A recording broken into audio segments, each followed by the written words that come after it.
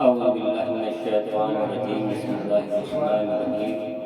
الحمد لله رب العالمين الرحمن الرحيم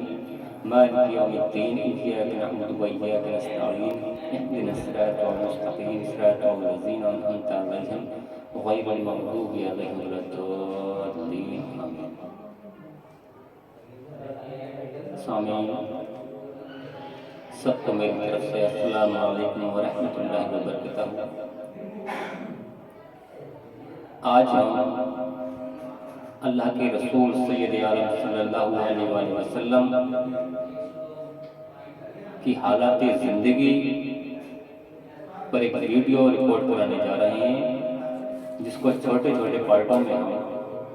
تقسیم کریں گے اور انشاءاللہ العظیم ترتیب بائی اللہ کے رسول سید عالم صلی اللہ علیہ وآلہ وسلم کی حالات زندگی عوام الناس تک پہنچانے کی کوشش کریں گے۔ اللہ سے دعا ہے کہ ہمارے بیان کرنے میں جتنی بھی قصدن سے ہم سے غلطیاں ہوں اسے معاف فرمائے اور ہمیں توفیق عطا فرمائے کہ اللہ کے رسول سید عالم صلی اللہ علیہ وآلہ وسلم کی حالات زندگی کو قرآن اور احادیث کی روشنی میں عوام الناس تک پہنچائیں، کیونکہ اکثر ہوتا یہ ہے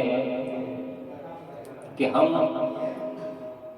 اللہ کے رسول سید عالم صلی اللہ علیہ وآلہ وسلم کی حالات زندگی کو ترتیب پائی ابھی تک نہیں سن پائے ہیں، تو ہم کوشش کریں گے کہ ہم اللہ کے رسول سید عالم صلی اللہ علیہ وسلم کی زندگی کو ترتیب پائی سنیں، لیکن المختصر ہمارے نبی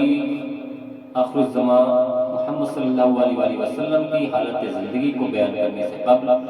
ہم کچھ پس منظر حضرت ابراہیم علیہ السلام سے شروع کریں گے، کیونکہ حضرت ابراہیم علیہ السلام سے اور ہمارے نبی صلی اللہ علیہ وآلہ وسلم تک کس طرح سے اس دین میں تبدیلیاں ہوئیں، وہ دین جو کہ ایک اللہ کے لیے حضرت ابراہیم علیہ السلام نے عوام الناس تک پہنچایا تھا، اس دین میں کس طرح سے لوگوں نے تبدیلیاں شروع کر دی، کس طرح سے اس خانہ کعبہ میں جو کہ حضرت ابراہیم علیہ السلام نے بنایا تھا، جو کہ واحد ایک اللہ کے خاص بندے تھے اور اللہ ہی پر توکل رکھتے تھے، اور اسی توکل کی وجہ ہے کہ اللہ رب العزت نے کئی مقامات پر ابراہیم علیہ السلام کی بڑی بہترین تعریف فرمائی ہے اور فرمایا کہ وہ ٹوٹ کر اللہ کے ہو گئے تھے، لیکن پھر بھی بڑی حیران کن بات ہے کہ ان کی تعلیمات اتنی بہترین تھی کہ وہ اللہ کے علاوہ کسی پر توکل رکھنے کا سوچ بھی نہیں سکتے تھے، ان کا توکل ہر طرح سے اللہ ہی پر تھا، لیکن اس کے باوجود بھی ان کی آنے والی نسل میں، آنے والی اولاد میں اس طرح کی تبدیلیاں آئیں کہ لوگ بت پرستی میں مشغول ہو گئے۔ تو ہم چاہیں گے کہ اس کو بھی تھوڑا سا پس منظر لے کے چلیں، اور یہ چھوٹی چھوٹی ویڈیوز ہوں گی ہماری،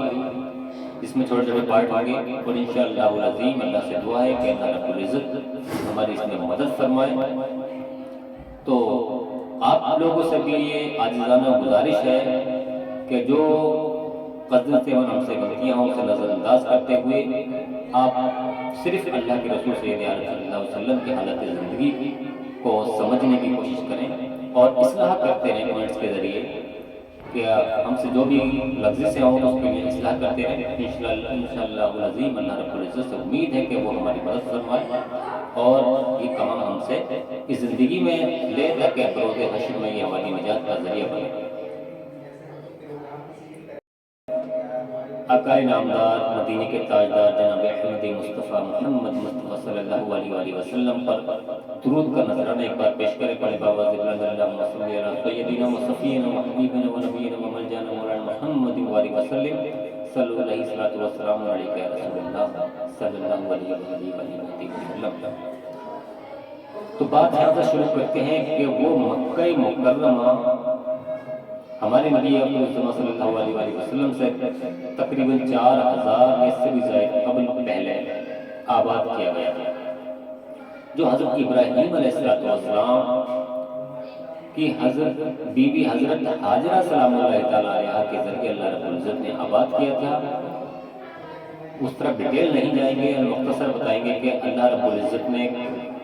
حضرت ابراہیم علیہ السلام کو حکم دیا کہ اپنی اس بیوی کو اور اس بچے کو حضرت اسماعیل علیہ السلام جو شیر خواری کی عمر میں تھے ایک ایسی جگہ پر چھوڑ کر آؤ جہاں نہ دانا ہو نہ پانی نہ چرند پرند۔ آپ مکے کی اس زمین پر حضرت حاجرہ سلام اللہ تعالیٰ علیہ اور حضرت اسماعیل علیہ السلام کو لے گئے اور وہاں پر انہیں چھوڑ دیا، اور چھوڑنے کے بعد میں اپنا دعا کری پروردگار عالم میں تیرے بھروسے پر انہیں چھوڑ کر جا رہا ہوں، اے اللہ تو اس جگہ کو آباد کر دے، اس جگہ کو سر و ساداب کر دے۔ اور اللہ نے ان کی دعا قبول بھی فرمائی کہ وہ وہاں سے چلے آئے، اور وہ چٹیل ریگستانی علاقہ تھا، بنجر علاقہ تھا۔ حضرت حاجرہ سلام اللہ تعالیٰ علیہ وہاں پریشان، کیونکہ جو کھجور یہ پانی کا ذکر آتا ہے کہ انہوں نے دیا تھا وہ ختم ہو گئی۔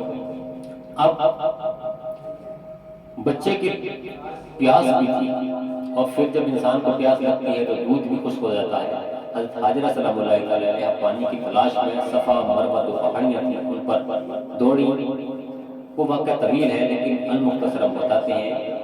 کہ اللہ رب العزت نے حضرت اسماعیل علیہ السلام کی ایڑیاں رگڑنے کی جگہ پر ایک چشمہ جاری کر دیا جسے زمزم کہتے ہیں۔ یہی آب زمزم کا کنواں جو آج موجود ہے یہ وہی زمزم ہے۔ حضرت حاجرہ سلام اللہ تعالیٰ نے اس کی مڈیلا بنائی اور کہا زمزم، اے آب زمزم، اے پانی رک جا، اور وہ پانی ٹھہر گئے۔ الغرض جب پانی وہاں پر آ گیا تو چرند پرند بھی وہاں پر آنے لگے، اور چرند پرند آ گئے تو پھر ہریالی بھی وہاں پر دھیرے دھیرے آنے لگے۔ وہاں پر قافلے گزرتے تھے تجارت کے اعتبار سے، تو ایک قافلہ جو بنی جرہم سے تھا وہ تجارت کے اعتبار سے ادھر سے گزرا، تو انہوں نے دیکھا کہ یہاں پر تو پانی نہیں ہے لیکن چرند پرند ہوتے ہوئے نظر آ رہے ہیں۔ تو سفر کے دوران سب سے زیادہ ضروری چیز جو ہوتی تھی اس وقت پانی ہوتا تھا، کیونکہ دور دور تک پانی نہیں نظر آتا تھا۔ جب انہوں نے دیکھا کہ یہاں پر پانی ہے تو پانی کی تلاش میں وہاں پر آئے اور دیکھا کہ ایک خاتون بیٹھی ہوئی ہیں، تو انہوں نے کہا ان سے کہ آپ کون ہیں، جنات میں سے ہیں یا انسانوں میں سے ہیں؟ تو انہوں نے کہا کہ میں ایک انسان ہی ہوں۔ تو انہوں نے ان سے اجازت لے کر وہاں کا پانی پیا، اور پھر انہوں نے ان سے عرض کی کہ اگر آپ اجازت دیں تو ہم یہاں پر ایک مکان بنانے پر ٹھہرنے کے لیے، کہ ہم سفر لمبا کر کے آتے ہیں تو ہم بیچ میں رک جایا کریں۔ انہوں نے اجازت دے دی، تو انہوں نے سب سے پہلے حضرت حاجرہ سلام اللہ علیہ کا ایک گھر بنایا، اور پھر اپنے بھی مقامات انہوں نے ٹھہرنے کے لیے بنا لیے، اور کچھ سمے کے بعد کچھ لوگ وہیں پر رہنے لگے اور ایک بستی قائم ہو گئی۔ الغرض یہ بنی جرہم کا قافلہ تھا جو وہاں پر ٹھہر گیا، اور اس طرح سے بنی جرہم کی آبادی وہاں پر بڑھ گئی۔ اب ہوتا یہ ہے کہ کچھ وقت گزر جاتا ہے اور حضرت حاجرہ سلام اللہ تعالیٰ علیہ بھی اس دار فانی سے رخصت ہو جاتی ہیں۔ حضرت اسماعیل علیہ السلام اس آب زمزم کے کنویں کے پاس ہی آپ کو دفن کر دیتے ہیں، اور اب حضرت ابراہیم علیہ السلام کو اللہ حکم دیتا ہے کہ جاؤ جس جگہ پر حضرت حاجرہ سلام اللہ تعالیٰ علیہ کو تم چھوڑ کر آئے گئے اسی بستی میں جاؤ، اسی جگہ پر جاؤ، اور وہاں پر ایک نشاندہی کرتی کہ وہاں پر ایک گھر بنا جو بیت اللہ ہوگا، اللہ کا گھر ہوگا، اور وہ لوگوں کی عبادت کے لیے صاف ستھرا کر دو، اس کی صفائی کا دھیان رکھو، اس کا طواف کرنے کی ترغیب دلاؤ۔ حضرت ابراہیم علیہ السلام وہاں پر آتے ہیں اور حضرت اسماعیل علیہ السلام سے اللہ کا پیغام وہ سناتے ہیں، اور کہتے ہیں کہ اب ہمیں اللہ کے حقوق کی پیروی کرنی چاہیے۔ حضرت اسماعیل علیہ السلام نے بھی اپنے باپ حضرت ابراہیم علیہ السلام کی بات کو مانا، کہا یہ بات ٹھیک ہے، اور انہوں نے خانہ کعبہ کی تعمیر شروع کر دی۔ کہا ہے کہ ایک گھر ہاتھوں سے تعمیر کر رہے ہیں خلیل، ایک گھر ہاتھوں سے تعمیر کر رہے ہیں خلیل، اپنا گھر کہتا ہے جس کو میرا وہ رب جلیل، بندے سے رب کی محبت کی ہے بے مثل دلیل، اس محبت کو وہ سمجھیں گے جو ہے بندے عقیل، ان کو جو رتبے دیے ہیں میرے اللہ نے، ایسی الفت بھی تو کی ہے خلیل اللہ نے۔ کچھ ہی دنوں میں کعبہ کی تعمیر ہو جاتی ہے، کعبہ تیار ہو جاتا ہے۔ اب کعبہ بن گیا تو اللہ کے اس پیغمبر حضرت ابراہیم علیہ السلام نے دعا نقل فرمائی، ایک دعا کی اللہ رب العزت سے، اس کو اللہ رب العزت نے قرآن کریم میں نقل فرمایا ہے۔ غور کرنے والی بات ہے، کیا اللہ رب العزت نے اس دعا کو کیوں نقل فرمایا؟ کئی وجوہات ہیں اور سب سے بہتر تو اللہ ہی بہتر جاننے والا ہے، لیکن پھر بھی کچھ تو خاص ہے اس دعا میں جو اللہ رب العزت نے حضرت ابراہیم علیہ السلام کی دعا کے الفاظ قرآن کریم میں نقل فرمائے۔ سورہ البقرہ میں آیت نمبر 129 میں اللہ ارشاد فرماتا ہے کہ ابراہیم علیہ السلام نے کہا تھا ربنا، اے ہمارے رب، وَبْعَثْ بھیج، فیہم انہی میں یعنی یہ اولاد میں، اے میرے رب میری اولاد میں بھیجنا رسول نے رسول کو، منہم انہی میں سے یتلو جو تلاوت کرے آئے علیہم انہی پر آیات کا تیری نشانیوں کی، وَيُعَلِّمُهُمُ الْكِتَابَ وَالْحِکْمَةَ اور انہیں کتاب و حکمت کا علم سکھائے، وَيُزَكِّيهِمْ اور انہیں پاک کرے، إِنَّكَ أَنْتَ الْعَزِيزُ الْحَكِيمُ بے شک تو ہی یہ بڑی عزت والا ہے، بڑی حکمت والا ہے۔ یہ دعا ابراہیم علیہ السلام نے کی، اور یہ دعا کرنے کا یہ اللہ رب العزت نے جزا دی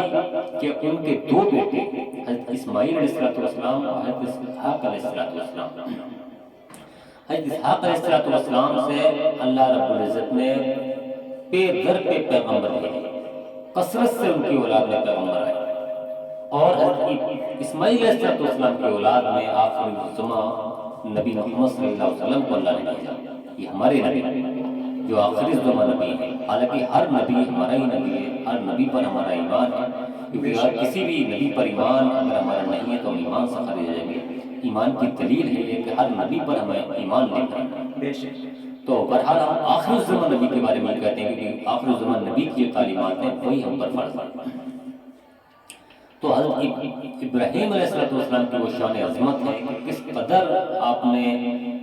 اللہ رب العزت سے محبت کی، کس قدر آپ نے اللہ رب العزت کی محبت میں قربانیاں دی ہیں، کیونکہ اللہ آزماتا ہے بندوں کو، کیونکہ اپنے بیٹے کی قربانی مانگی تو اللہ رب العزت کی بارگاہ میں آپ نے اپنے بیٹے کی قربانی دی، بے شک وہ اللہ رب العزت نے دمبا جنت سے لا کر اسے محفوظ کر دیا اور بیٹے کو بچا لیا، یہ اللہ رب العزت کی رضا تھی، ادروائز ابراہیم علیہ السلام نے تو اپنی طرف سے اپنے بیٹے کی قربانی پیش کر دی تھی۔ اسی طرح سے اپنی بیوی اور بچے کو اللہ کے حکم کے مطابق ایک ایسی جگہ پر چھوڑ کے جا رہے ہیں کہ جہاں پر نہ دانا ہے نہ پانی، یہ بھی اللہ رب العزت کی محبت میں ابراہیم علیہ السلام کی بہت بڑی قربانی ہے، اور یہ عشق پروردگار ہے جو انہوں نے کر کے دکھایا ہے۔ اور پھر بیٹا بھی ایسا عطا فرمایا